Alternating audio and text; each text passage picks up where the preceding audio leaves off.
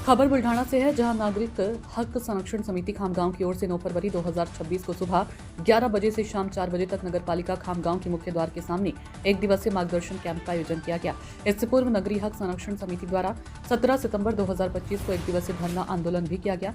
नागरिक हक संरक्षण समिति खामगांव ने 2 फरवरी 2026 को नगरपालिका को प्रॉपर्टी टैक्स वृद्धि के संबंध में आपत्ति अवधि बढ़ाने के संबंध में एक लिखित ज्ञापन दिया था। उस ज्ञापन पर संज्ञान लेते हुए मुख्य अधिकारी खामगांव ने टैक्स वृद्धि के संबंध में आपत्ति अवधि की मांग को स्वीकार कर लिया और अवधि को 7 दिन बढ़ा दिया गया। उक्त टैक्स संपत्ति अवधि बढ़ाए जाने के कारण शहर के सभी करदाताओं ने नागरिक हक समिति के माध्यम से अपील करना चाहते हैं तो संबंधित करधारकों और संपत्ति मालिकों को नगरपालिका खामगांव टैक्स विभाग की ओर से टैक्स वृद्धि के संबंध में नोटिस प्राप्त हो चुके हैं। जिन करधारकों ने अभी तक आपत्ति जमा नहीं किया, वे नागरिक हक संरक्षण समिति खामगांव ने सोमवार 9 फरवरी 2026 को सुबह 11 बजे से शाम 4 बजे तक म्युनिसिपल काउंसिल के मेन गेट के सामने एक दिन का मार्गदर्शन कैंप का आयोजन कर रही है। मोहम्मद फारूक की रिपोर्ट। नमस्कार, मी नागरिक हक्क संरक्षण समितीचा अध्यक्ष भिकाजी रेटेकर।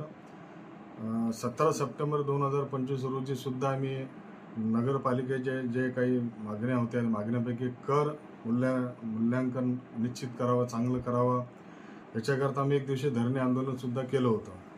त्यानंतर आता नवीन असेसमेंटचं जे नोटीस इश्यू झालेलं आहे खामगाव नगरपालिकेतर्फे, तर बऱ्याचशा नागरिकांचे आम्हाला फोन आलेले आहे, भेटलेले आहे की याच्यामध्ये कर आवाज वाढलेले आहे, योग्य पालन केलेलं नाही।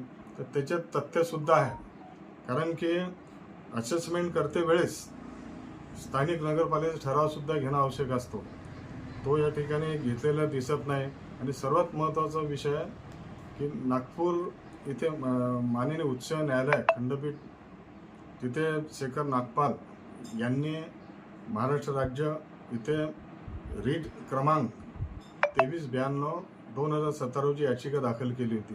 तर त्याचा निकाल 3/7/2019 रोजी आलेला आहे। त्याच्या स्पष्ट मंडलेल्या माननीय उच्च न्यायालयाने की असं कर, वार्षिक कर जे मूल्य जे निर्धारण करावं लागतं ते खाजगी व्यक्ती किंवा खाजगी संस्थेतर्फे करता येत नाही, असं स्पष्ट असताना सुद्धा या ठिकाणी प्रथमदर्शनी असं निदर्शनास आलेलं आहे की त्यांनी खाजगी संस्थेतर्फे केलेलं आहे। आणि याच्याचमुळे अशा ज्या बऱ्याचशा त्रुट्या त्यात राहिलेल्या आहे। आणि नोटीस देताना त्या नोटिसामध्ये काही उल्लेख नाही केलेला आहे की याच्यामध्ये वृक्ष कर किती आहे, शिक्षण कर किती आहे, अग्निशमन कर किती आहे, असा कुठलाही उल्लेख नाही केलेला। आणि घन कचरा किती ते पण उल्लेख नाही।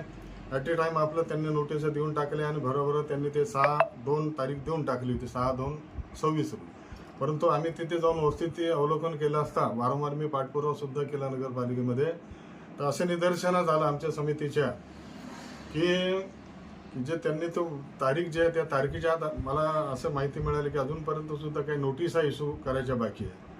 आणि मग आम्ही तो धागा धरून आम्ही स्वतः आमचे सचिव जे तरुणजी मोहता आणि मी तिथे गेलो।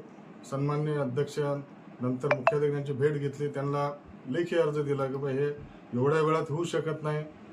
मग त्यांनी आमच्या याची दखल घेऊन 7 दिवसाची मुदतवाढ त्यांनी दिलेली आहे।